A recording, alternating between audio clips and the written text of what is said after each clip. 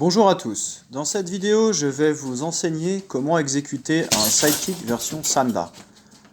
Aussi étrange que cela puisse paraître, le sidekick est un coup de pied controversé. En effet, certains lui reprocheraient son manque d'efficacité.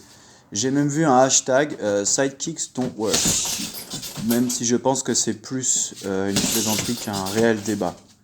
Personnellement, je ne rentre pas dans ce genre de débat, car je ne me positionne pas du point de vue de la technique, mais de celui du technicien. Donc pour moi, aucune technique n'est à écarter de l'arsenal du combattant. Je trouve qu'il est beaucoup plus intéressant de réfléchir à comment utiliser une technique plutôt que de simplement la déclarer inefficace. En effet, il est dit qu'un coup spécial d'un combattant n'est qu'une technique de base parfaitement maîtrisée.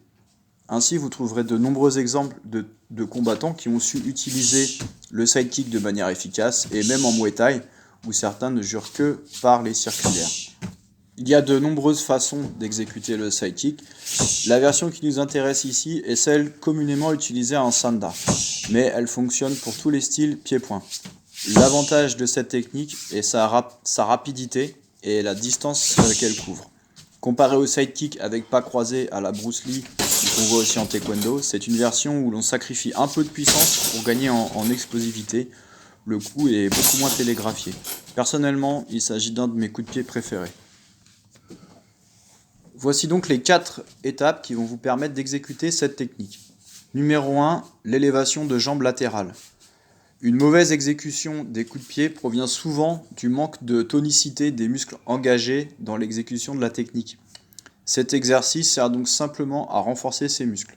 Vous pouvez rendre l'exercice plus difficile en ralentissant l'exécution, voire en faisant des pauses une fois arrivé au point le plus haut.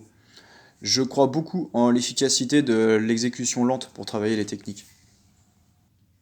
Numéro 2, le sidekick scolaire. C'est la technique de base dans sa version la plus pure. Décomposée, maîtrisée. On commence par lever le genou de sorte que la cuisse soit parallèle au sol, puis on déplie la jambe en suivant une ligne droite. C'est un coup rectiligne, donc toute l'énergie du mouvement va vers l'avant. Tout impact latéral est signe d'une mauvaise exécution, souvent lié au manque de force, et il faut donc dans ce cas retourner à l'exercice précédent.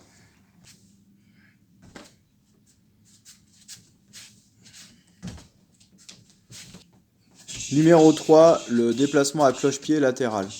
Pour maîtriser le sidekick Sanda, vous devez maîtriser ce mouvement.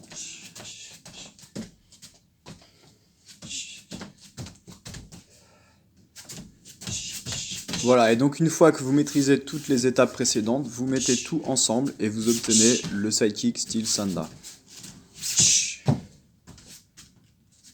Pensez également à garder vos mains en position de protection lors de l'exécution de la technique pour ne pas commencer à faire l'oiseau pour conserver l'équilibre.